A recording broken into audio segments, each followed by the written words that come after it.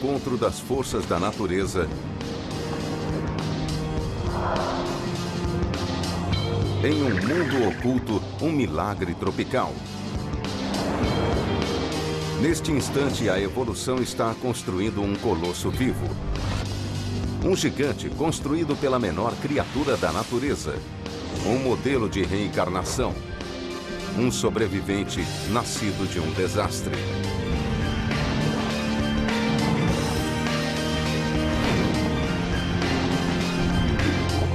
A Grande Barreira de Corais.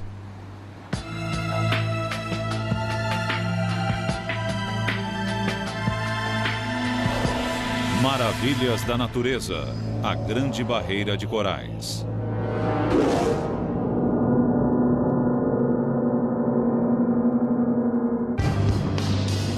A maior estrutura do mundo não foi construída pelo homem, e sim pela natureza. Um recife de coral da metade do tamanho do Texas. Uma joia viva ao largo da costa australiana, tão grande que é visível até do espaço. E dentro dela, um aquário enorme como nenhum outro no planeta. Nenhum outro mar apresenta tanta diversidade. Só de peixes, especialistas já identificaram 1.500 espécies e ainda não terminaram. A Grande Barreira de Corais é uma verdadeira mostra de beleza, uma exibição do que existe de mais singular, um refúgio para aqueles sob risco de extinção. É um dos últimos paraísos do planeta. E para entendê-lo é preciso um novo tipo de cientista, disposto a ir ao extremo para obter respostas. O Recife é um mistério que não pode ser solucionado em laboratório. Para desvendá-lo, é preciso vivê-lo.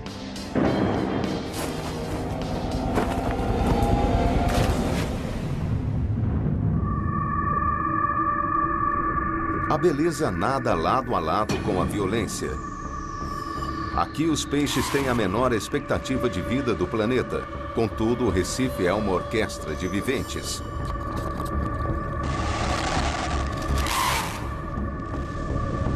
Em que cada planta e animal ajuda a sustentar o todo. Os dejetos dos bodiões cimentam o Recife. As anêmonas do mar oferecem um paraíso para os mais vulneráveis. E até os assassinos têm o seu papel, evitando uma explosão populacional que destruiria este frágil ecossistema. A vida não só habita aqui. O próprio Recife é construído por um de seus menores inquilinos.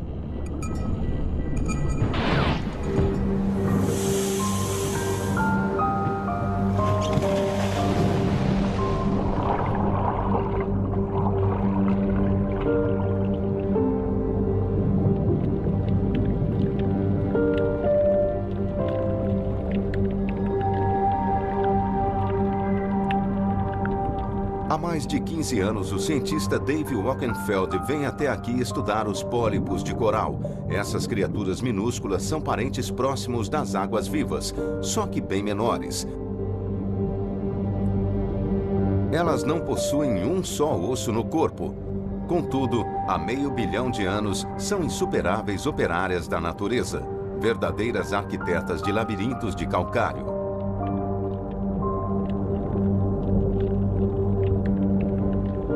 Observando a superfície desses corais, dá para ver centenas de minúsculos pólipos.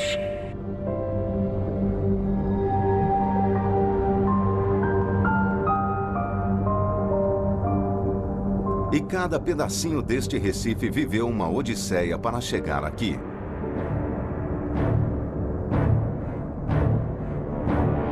O coral começa sua vida em forma de larva, flutuando livremente pelo oceano.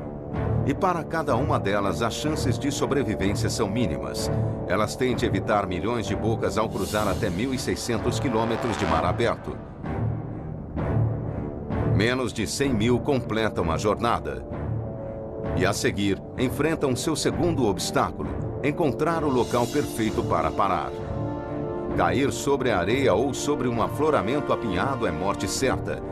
As poucas e preciosas larvas sobreviventes iniciarão uma colônia. Uma vez assentadas, as larvas se desenvolvem e se transformam em pólipos, com tentáculos para retirar o alimento diretamente da água. À medida que o pólipo cresce, cria uma parede de calcário à sua volta e então se multiplica. Cada pólipo pode produzir milhares de descendentes que trabalham juntos para criar uma fortaleza viva, um recife de coral. Em poucos anos, um único pedaço de coral pode abrigar até 25 mil pólipos.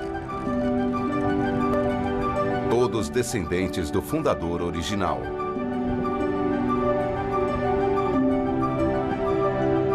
Essas criaturas vivem em passo rápido, mas nem todas morrem jovens. Muitos corais que ajudam a construir o Recife vivem somente alguns anos, mas outros, como indivíduos, chegam aos 1000 anos ou mais. Esses animais são tão antigos quanto qualquer outra planta ou animal do planeta. Eles são incríveis.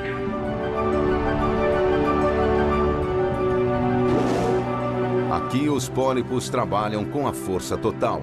Eles construíram um recife de quase 2.000 quilômetros de comprimento, que poderia ligar de Seattle a Los Angeles.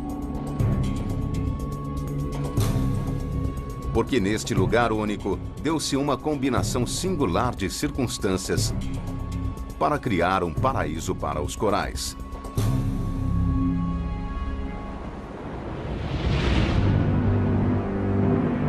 Todo o Recife está alojado sobre uma borda parcialmente submersa da costa australiana, conhecida como plataforma continental. Outros continentes têm plataformas, mas nenhuma como esta. Ela é imensa. Em alguns lugares chega a ter 160 quilômetros de largura. E como nesta plataforma, é verão o ano todo.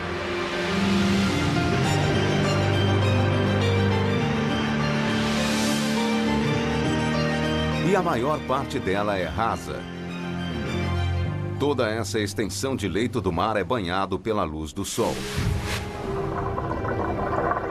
Para os pólipos, a luz é tão importante quanto o calor, porque dentro de seus tecidos há uma planta. E dentro do cerne desses animais minúsculos existem plantas microscópicas, chamadas algas.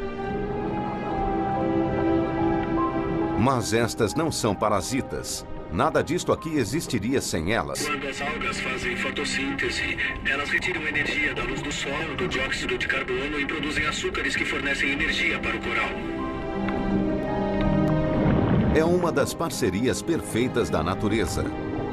Ao capturar a energia da luz do sol, as algas recarregam o coral, fornecendo a ele até 20 vezes mais energia e alimentando o rápido crescimento do Recife. Quando o primeiro coral chegou à costa leste da Austrália, encontrou o lugar ideal para ser seu lar. Um local enorme e raso, onde capturar a luz do sol. Trilhões se seguiram a ele no maior projeto de construção que o mundo já testemunhou, explorando cada pedaço da propriedade. Até a borda do continente, onde o leito do mar mergulha para o abismo. Hoje pode parecer um paraíso, mas escondido bem abaixo das ondas está um dos seus segredos mais brutais e violentos. A Grande Barreira de Corais parece um lugar idílico, a vida em perfeita harmonia, banhando-se em águas cálidas o ano todo. Mas no passado, este paraíso sofreu um inferno. Cientistas agora acreditam que tenha suportado catástrofes enormes, que varreram todo o Recife, dizimando quase toda a vida existente. Catástrofes que traumatizaram o planeta inteiro. E os cientistas só começaram a desvendar toda a verdade. Nos limites externos do Recife há evidências de uma anomalia. Parece outro Recife, mas fica a 60 metros abaixo da superfície, onde nenhum Recife pode sobreviver. Ninguém jamais colheu uma amostra dele. O geólogo Jody Webster será o primeiro a fazê-lo. Mas estas águas são perigosas. Aqui mostra muito bem. Para poder trazer de volta um pedaço desse mistério, a sua equipe de mergulhadores arriscará a própria vida. Temos vários problemas, correntezas, marés, ondas. Nunca estivemos aqui antes, nem mergulhamos tão fundo. Para começar, tem bem menos luz do que perto da superfície. E uma respirada lá embaixo equivale a 6 aqui em cima.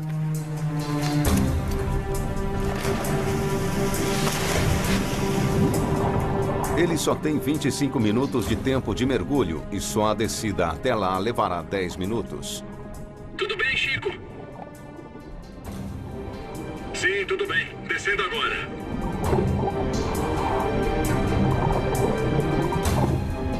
Acabando de passar os 10 metros. Câmbio. A vida marinha está concentrada no topo do oceano. E quanto mais descem, mais difíceis ficam as condições. A visibilidade não está muito boa. Câmbio. A apenas 18 metros, a incidência de luz é só um quarto daquela na superfície. As cores produzidas pelos raios de sol desapareceram, deixando um mundo banhado no mais frio azul. Para as plantas, isso sinaliza o início da zona da morte. Chico, para que lado você acha que fica? Nesta direção. 30 metros. Para viver, o coral precisa que a temperatura da água esteja acima dos 22 graus. E quanto mais fundo eles descem, mais frio fica. Cheguei à marca dos 40 metros. Já gastei metade do cilindro e ainda falta muito para descer. Câmbio. E finalmente o alvo fica ao seu alcance. Só estou começando a ver o fundo agora. É a borda dele, que tem 50 metros. É um afloramento evidente e é bem grande. A parede é quase vertical, olha só. O Chico tá passando pela borda agora. Lá vamos nós, para o abismo. A 45 metros, eles estão entrando em um mundo onde os corais duros não conseguem sobreviver. Aqui embaixo existem apenas corais moles especializados, como estas gorgônias. É a última fronteira de vida no Recife. E os mergulhadores chegam ao seu objetivo, um cômoro enorme a quase 60 metros de profundidade. Eu só vou pegar essa amostra. E confirmando a profundidade, 58 metros. Aqui, o ar que eles estão respirando está sob pressão, compactado para que haja mais gás em cada inalação. Eu acho que tenho mais uns 10 minutos de ar, Chico. Eles precisam torcer para a rocha ceder antes É deles. uma coisa bem dura. Vamos pegar a amostra aqui mesmo. Ok, peguei a amostra.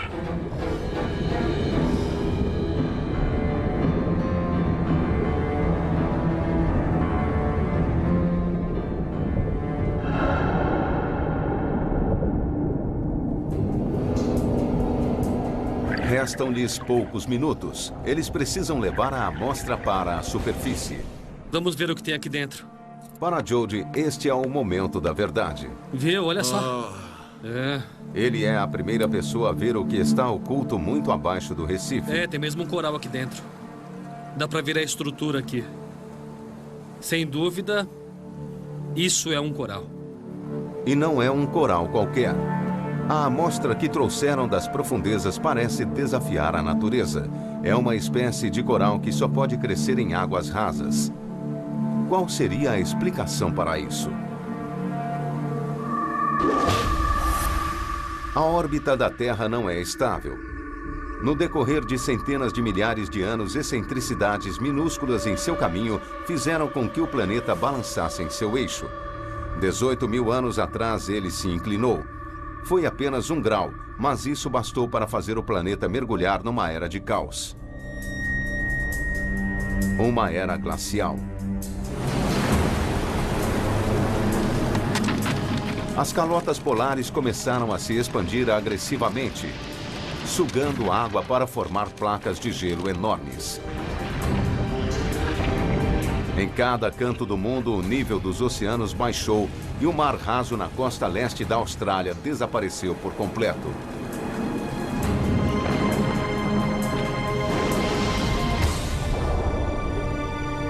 Elevado, um recife ressecou exposto ao ar e ao sol forte. 1 trilhão de criaturas minúsculas morreram em seu próprio lar. Para o coral foi um apocalipse. Quando a Era do Gelo terminou, o mar voltou e submergiu um recife morto. Mas o que o trouxe de volta à vida?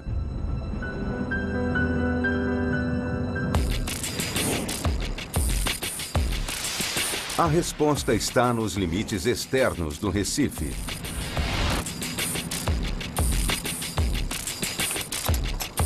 Will Gadd está indo ao encontro de uma força invisível da natureza, que espera todos os dias no mesmo lugar, o dia todo, a noite toda, o ano todo.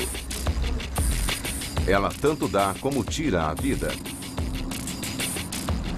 Este é um dos pontos de mergulho mais famosos que existe aqui. Estamos no topo do Recife Marginal número 10.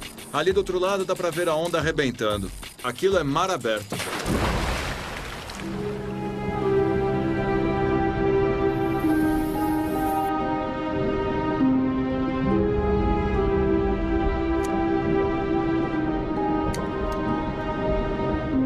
Aqui embaixo flui uma correnteza monstruosa.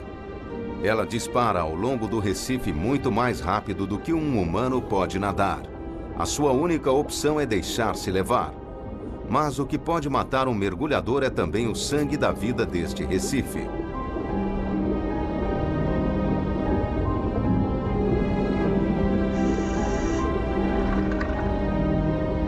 Chama-se Corrente Leste Australiana e é o segredo de como a Grande Barreira de Corais ressuscitou dos mortos. Ela tem mais de 160 quilômetros de largura, 460 metros de profundidade e carrega para o sul cerca de 30 milhões de toneladas de água por segundo, 2.000 vezes o fluxo do rio Mississippi. Ela carrega um suprimento constante de larvas de coral de outros recifes em outros oceanos, prontas para reparar quaisquer danos que o coral tenha sofrido, por maiores que sejam.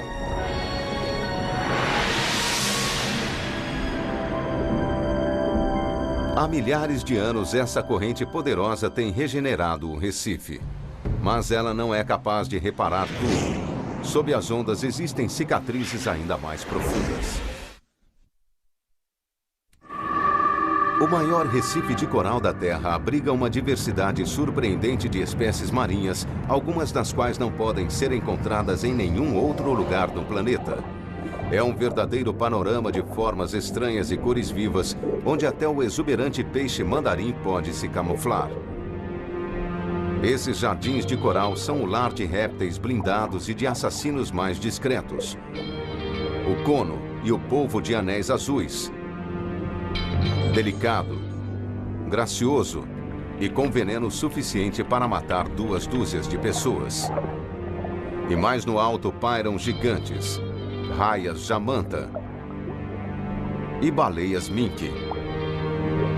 É o ecossistema mais diversificado conhecido pelo homem, mas este mundo era muito diferente. Onde hoje nadam peixes, voavam pássaros e toda esta floresta de coral já foi um emaranhado de árvores e arbustos. E este homem pode prová-lo. Numa área remota da costa australiana, o geofísico Thomas Stiglitz está procurando a última coisa que se esperaria encontrar no oceano: água doce. Estamos indo até uma praia no extremo norte. Fica numa comunidade aborígene, onde nos disseram que existem muitas nascentes na praia. Bom, se existe água lá, de onde viria essa água e como ela chegou até lá?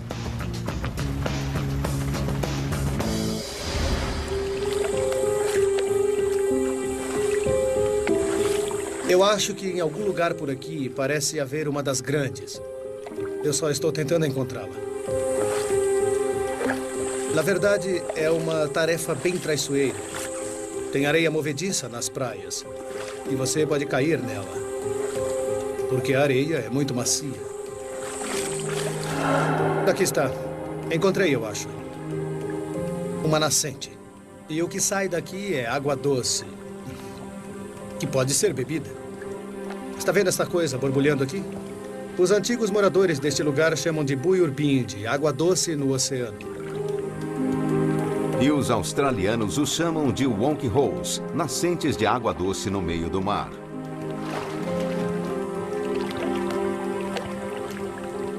E é mesmo uma sensação esquisita. Quando se está no meio do oceano, pensa que com isso toda a água aqui deveria ser salobra, mas não é. Mas de onde vem a água doce? Existem pelo menos 200 nascentes como esta. Algumas têm até 18 metros de largura e outras podem ser encontradas até 30 quilômetros mar adentro. A pista para sua origem está em sua localização. Elas são encontradas do outro lado dos deltas de rios, pois escondidos sob a superfície existem rios subterrâneos muito remotos. É uma evidência de que em algum momento no passado, onde a grande barreira de corais existe hoje, não havia água, era tudo terra. Hoje, sob a superfície, existem canais que levam água doce para o mar. Esta rede oculta foi criada durante a última era do gelo. Todo este lugar foi transformado.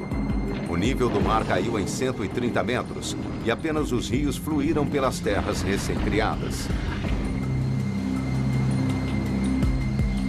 Eles transformaram o leito do mar em uma paisagem verdejante onde árvores e arbustos prosperavam. Essa transformação surpreendente aconteceu 6 ou 7 vezes só nos últimos 150 mil anos. Este é o alter ego da Grande Barreira de Corais. Um mundo que veio e se foi a cada era do gelo. Surpreendentemente, a aniquilação fez bem para este recife. Cada vez que o nível do mar sobe novamente, o coral constrói uma nova camada em cima dos detritos do recife antigo. É um nível a mais nessa cidade de calcário. Assim, a cada extinção, o recife acabou ficando ainda maior. Mas as nascentes submarinas jamais ficarão totalmente cobertas, porque o coral não é capaz de crescer na água doce. Elas permanecerão como um lembrete indelével das vidas passadas do Recife.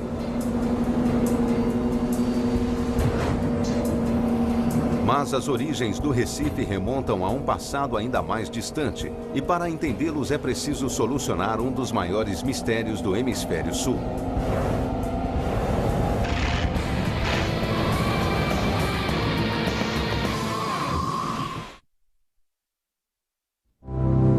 É preciso um conjunto singular de circunstâncias para construir algo do vulto da Grande Barreira de Corais, e a mais importante delas é a localização perfeita. Todo este recife está nos trópicos. E isso é sinônimo de águas cálidas e sol forte o ano todo. Sem eles, o Recife não poderia atingir o seu tamanho colossal. Então, como a Grande Barreira de Corais acabou se formando aqui, neste local perfeito? Ela sempre esteve aqui? As evidências geológicas dizem que não. Incrivelmente, parece que a vida na Austrália começou na região mais meridional possível, como parte da Antártida. Fria e escura demais para este Recife épico. Mas as evidências dessa transformação incrível não estão no mar, e sim em terra. Algo muito grandioso transformou este lugar em mundo escuro e frio num cálido paraíso tropical. A resposta está encerrada em uma cadeia de montanhas que se estende pela costa leste da Austrália como uma espinha dorsal rochosa, chamada de Grande Cordilheira Australiana.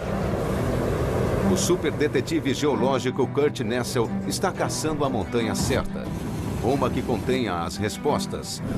Mas esta cordilheira tem 3.200 quilômetros de comprimento, portanto ele trabalha com o parapentista Will Gadd para cobrir mais terreno.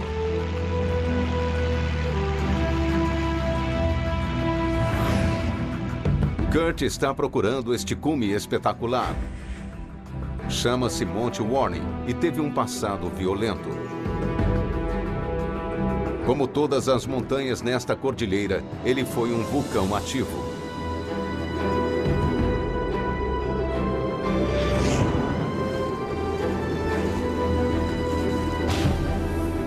Bom, estamos olhando para o núcleo do vulcão que é conhecido como Monte Warning. Aquele cume está a um pouco mais de 1.100 metros. Mas quando estava ativo, o cume desse vulcão ficava a 1.800 metros de altura. Milhões de anos de ventos e outros elementos climáticos o desgastaram. 160 quilômetros ao norte estão as montanhas Glasshouse, tudo o que resta do interior de outro vulcão enorme.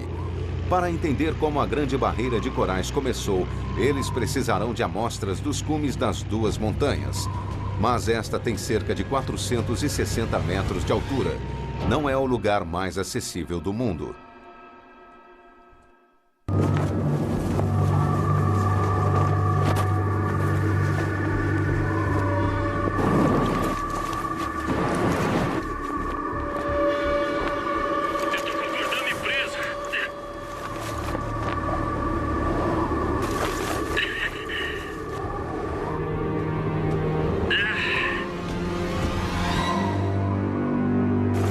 Depois de retomar o controle do parapente, a busca pode começar. Essa é a nossa missão, as montanhas Glasshouse. O tempo erodiu tanto este vulcão que ele está irreconhecível.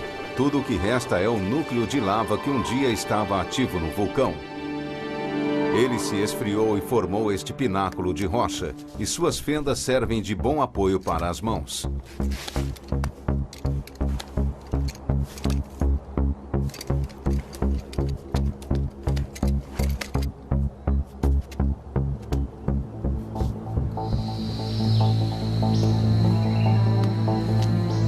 Agora, Kurt está nas encostas menos erodidas do Monte Warning, que foram formadas por poeira e cinzas de antigas erupções. Mas não é disso que ele precisa. Ele está procurando por uma amostra de lava intocada. E a acaba encontrando bem no alto do Monte Warning. A rocha, como você pode ver, está muito desgastada. Mas a maior parte dela em si e os cristais no seu interior ainda estão intocados. E são datáveis. Toda lava tem uma assinatura química que revela aos cientistas a sua origem e a época em que esteve ativa. E quanto mais alto no antigo vulcão, mais intocadas as rochas. Elas são as últimas evidências existentes da erupção que criou este vulcão há mais de 23 milhões de anos. E somente elas poderão revelar toda a sua dimensão.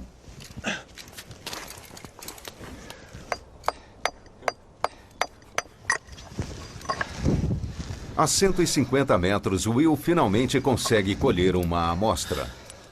Agora só tem que descobrir como descer.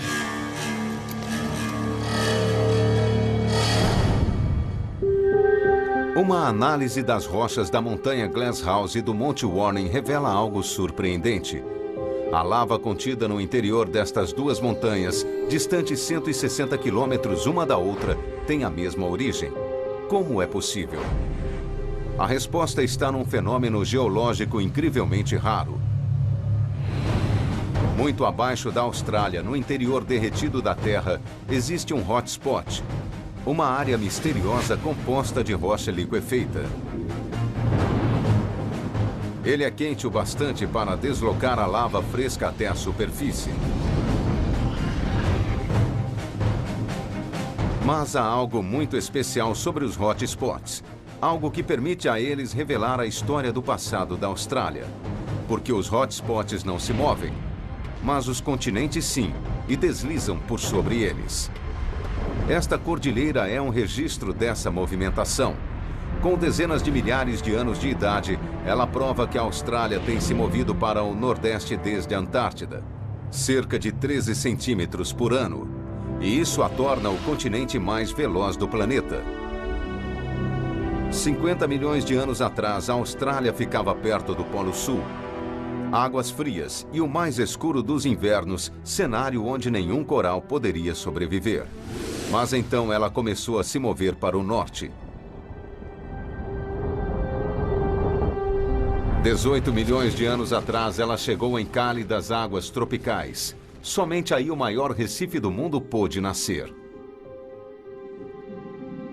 A jornada épica da Austrália pode ter criado condições perfeitas para o coral, mas também o colocou na linha de fogo das tempestades mais violentas do planeta.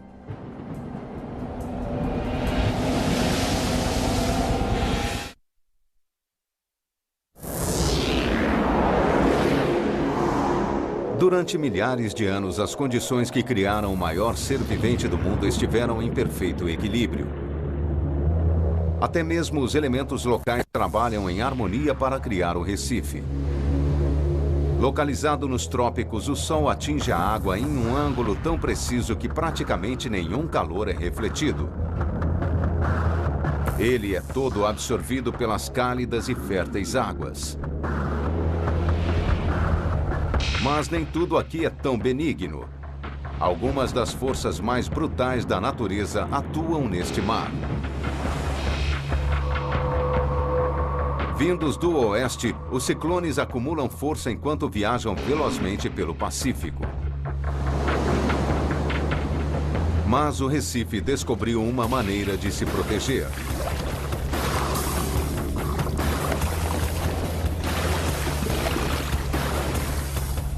Há um motivo para o nome Grande Barreira. Ela atua como um quebra-mar, absorvendo o impacto das tempestades e abrigando o litoral. É a primeira linha de defesa da Austrália contra a fúria do oceano, protegendo não apenas o Recife, mas todo um continente.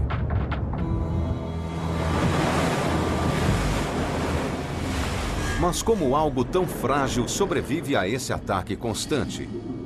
De fato, ele não só sobrevive, como milagrosamente prospera.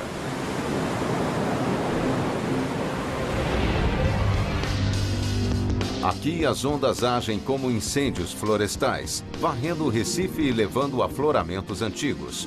O coral morto ou moribundo é removido e abre-se espaço para a vida nova. E o movimento das ondas leva para longe a areia e o lodo que poderiam sufocar os corais. Essas ondas destrutivas fazem parte do ciclo de vida do Recife, tanto quanto os animais que o habitam e os corais que o formam.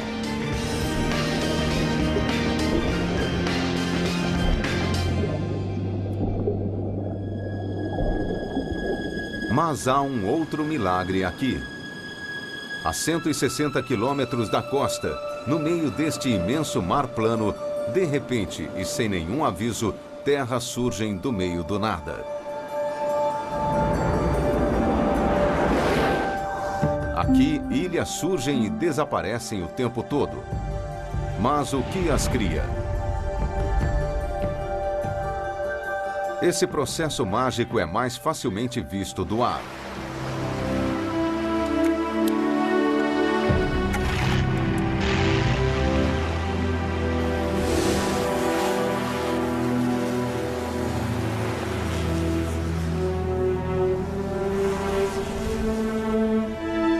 Quando ondas atingem um recife perto de sua superfície, elas destroem o seu esqueleto rochoso e o transformam em areia.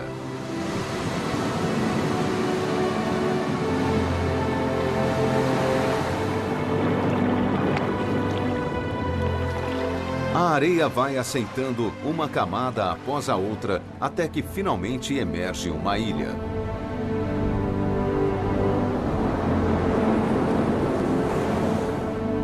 Algumas dessas novas ilhas serão varridas do mapa por ciclones.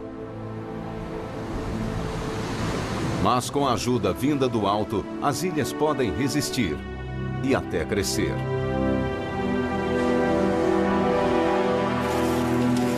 Como uma estrada com poucos locais para descanso, a ilha embriônica torna-se um paraíso para os viajantes.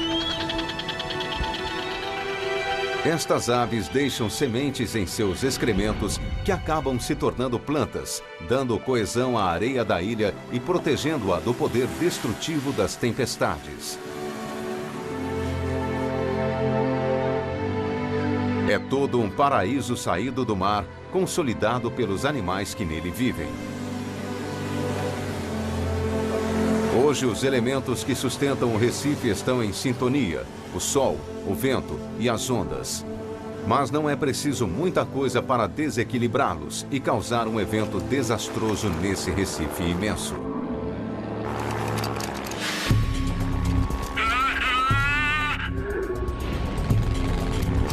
E isso pode acontecer antes do que se imagina.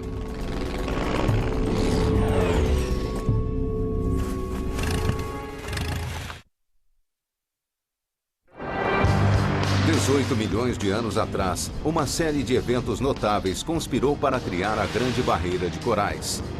A migração de um continente, a pujança de um oceano e a força máxima do Sol tropical. O resultado é um mundo tão resistente quanto belo. Ele já passou por numerosas catástrofes e todas as vezes ele se recuperou. Mas hoje a Grande Barreira de Corais enfrenta o seu maior desafio: o homem. Ao longo das últimas décadas, as evidências de nossa influência sobre o Recife vêm se tornando palpáveis. O biólogo marinho Uwe Heg Guber está na linha de frente para protegê-lo. Hoje ele está aqui para procurar um de seus maiores inimigos, uma única criatura com o poder de destruir o maior recife do mundo. Mudanças relativamente pequenas nas condições podem provocar uma explosão populacional em algumas espécies. E uma delas é a estrela do mar coroa de espinhos. Este animal de aparência vil cresce até 90 centímetros de largura. Ele tem o corpo coberto de espinhos venenosos e o seu alimento favorito é o coral. Ele pode atacar o Recife aos milhões, atacá-lo e comê-lo vivo. Como todas as estrelas do mar, ela tem a incrível capacidade de exudar o estômago quando está se alimentando. Este buraco digere o coral e depois suga tudo que tem dentro dele, deixando apenas o seu esqueleto. Essa estrela do mar é capaz de produzir 6 milhões de filhotes todo ano. Normalmente, poucos sobreviveriam, mas agora o homem os está ajudando. Fertilizantes originários de fazendas no interior são carregados pelos rios até o Recife. Eles são o nutriente perfeito para os filhotes dessas estrelas do mar, e a sua quantidade é descomunal. A explosão populacional chega a superar em 2.000 vezes o nível normal. E elas são muito difíceis de se eliminar. Um dos métodos iniciais de eliminação era literalmente cortá-las ao meio com uma faca. Mas as estrelas do mar têm uma característica surpreendente: elas podem se regenerar. Em vez de matá-las, cortar estas criaturas ao meio acaba criando duas delas. Para controlar a sua população, elas têm de ser removidas à mão do Recife e injetadas com veneno. Atualmente, os níveis de poluição diminuíram, assim como a população das coroas de espinhos. Pelo menos por enquanto. Mas o mundo moderno está fazendo coisas ainda piores ao Recife. Até mesmo a menor mudança climática afeta a ordem natural das coisas aqui. E as tartarugas já começam a sentir. Seus ovos são muito sensíveis ao calor. Com as temperaturas mais altas, menos ovos estão eclodindo e a população de tartarugas está em declínio. Daqui a 40 anos, pode não haver mais nenhuma.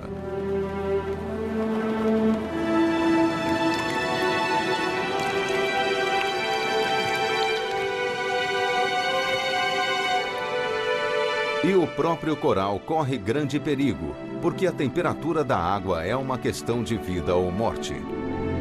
Uma mudança de apenas 1 ou 2 graus pode extingui-lo.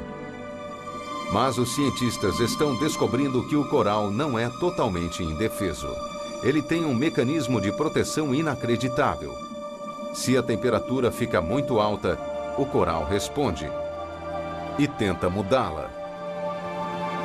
Ele segrega uma substância química invisível que flutua acima da superfície da água e ajuda a promover a formação de nuvens, que fornecem sombra nos dias mais quentes. É um mecanismo surpreendente, mas que aparentemente vem sendo sobrepujado. Recentemente, o coral tem dado sinais de não suportar mais. Porque quando fica superaquecido, ele se autodestrói, expelindo algas que vivem com ele. E ele fica pálido, num processo conhecido como descoramento. É uma medida desesperada que acabará por matar o coral.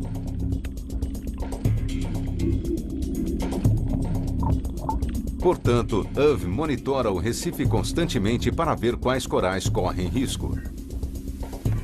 Não adianta usar este instrumento nesses corais, porque eles estão mortos. Um aumento de apenas 1 ou 2 graus na temperatura acabaria com praticamente todo o coral da Grande Barreira. E essa mudança pode ocorrer nos próximos 60 anos.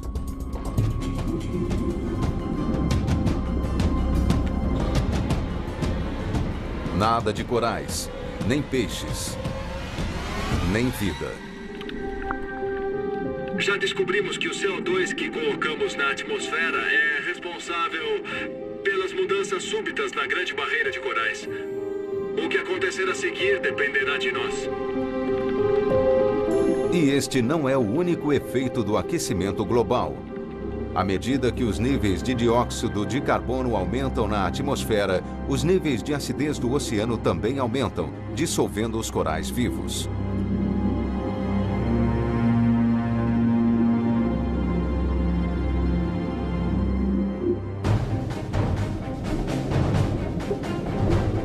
Se isso continuar, a Grande Barreira de Corais perecerá. Nossa geração talvez seja a última a ver essa maravilha natural tão incrível como ela é hoje.